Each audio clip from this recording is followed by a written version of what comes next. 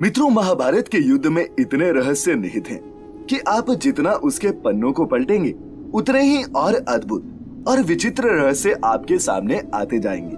उन्हीं रहस्यों में से एक महाभारत के नायक अर्जुन के रथ से भी जुड़ा है। मित्रों, जहां एक और महाभारत के युद्ध में बड़े बड़े शूरवीरों ने अपने सबसे ताकतवर और दिव्य अस्त्रों और वाहनों के साथ हिस्सा लिया था, वहीं इनमें से सबसे ज्यादा सुर्खियों में रहा अर्जुन का रथ, जिसके सारथी स्वयं भगवान श्री कृष्ण बने।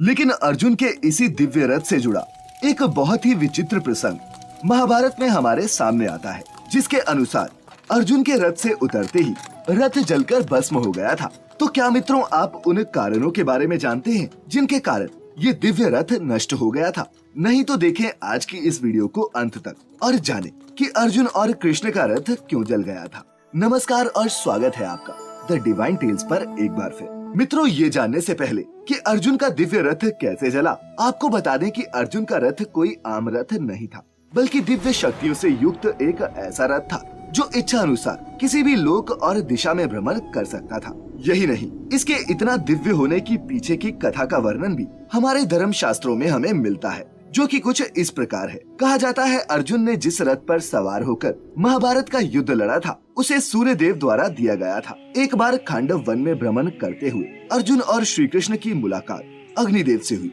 जो बहुत ही भूखे थे, और इस भूख के वशीभूत हो अग्निदेव उस पूरे खांडव वन को जलाने की बात करने लगे। उस समय उस वन में नागों के राजा तक्षक भी रहते थे, जो कि भगवान इंद्र के बहुत अच्छे मित्र थे। इसीलिए जैसे ही ये स्थिति उत्पन्न हुई तो अग्निदेव की योजना को खत्म करने के लिए इंद्रदेव ने वहाँ बारिश करवा दी। ये देख अग्निदेव ने श्री कृष्ण और अर्जुन से मदद करने को कहा, जिसके पश्चात इन तीनों ने समुद्र के देवता वरुण का आह्वान किया। जिसके बाद अर्जुन की मदद से खुश होकर अग्निदेव ने ही अर्जुन को वो दिव्य रथ दिया था, जिसमें 4 घोड़े बंधे थे, और वरुण देव ने अर्जुन को गांडीव धनुष दिया। अब आते हैं हमारी आज की कथा पर। मित्रों, महाभारत के शल्य पर्व अध्याय 62 के अनुसार संजय धृतराष्ट्र को वृतांत सुनाते हुए बताते हैं कि दुर्योधन वध के उपरांत समस्त पांडव पक्ष प्रसन्नता से भर उठा।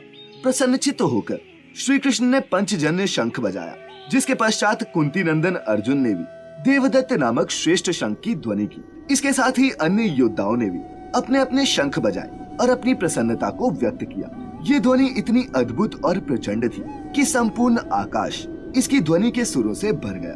तत्पश्चात कुंती के पुत्रों ने सर्वप्रथम दुर्योधन के शिविर में प्रवेश किया।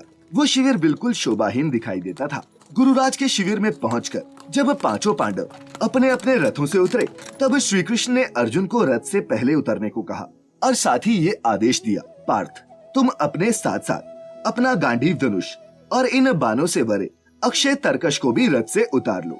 इसके पश्चात ही मैं उतरूंगा, अतः इसी में तुम्हारी भलाई है। पहले तो अर्जुन श्री कृष्ण के कहने के कारण को नहीं समझ पाए, परंतु इसके बावजूद उन्होंने श्री कृष्ण के कहे अनुसार ही किया और रथ से उतर गए। तत्पश्चात श्री कृष्ण भी घोड़ों की भागदौड़ छोड़कर रथ से नीचे उतर गए। परंतु उसके बाद जो हुआ वो अर्जुन के लिए बहुत आश्चर्यचकित करने वाला था। अर्जुन के रथ पर स्थित ध्वज स्वरूपी दिव्य वानर उस रथ से अंतर्ध्यान हो गया। इसके बाद अर्जुन का वो विशाल रथ, जो द्रोण और कर्ण के दिव्य अस्त्रों की मार से अभी तक लगभग अछूता था, एकदम आग से प्रज्वलित हो उठा। गांडीवधारी के रथ को इस प्रकार घोड़ों सहित जलकर भूमि पर गिरता देख वहाँ उपस्थित समस्त पांडव आश्चर्यचकित हो गए। और अर्जुन ने इस घटना को देखते ही भगवान श्री कृष्ण की महिमा को जानते हुए हाथ जोड़कर भगवान श्री कृष्ण से पूछा, हे गोविंद, मेरे रथ की ये दशा कैसे हुई? इसके पीछे का क्या कारण है? कृपा कर इसके पीछे का कारण मुझे बताएं। अर्जुन के पूछने पर श्री कृष्ण ने इस प्रश्न का उत्तर बहुत ही सरलता से देते हुए कहा, हे पार्थ, ये रथ तो पहले से ही नाना प्रकार के अस्त्रों से आक्रमित होकर जल चुका था, और मेरे इसमें बैठे रहने के कारण संग्राम में भस्म होकर गिर न सका। और कुंती नंदन, आज जब तुम अपना अभिष्ट कार्य पूर्ण कर चुके हो तो मैंने इसे छोड़ दिया है। इसीलिए पहले से ही ब्रह्मास्त्र के तेज से जल चुका ये रथ इस प्रकार बिखर कर गिर गया। तो मित्रों, उम्मीद करते हैं आपको महाभारत के युद्ध के पश्चात अर्जुन के रथ के जलने के पीछे का कारण समझ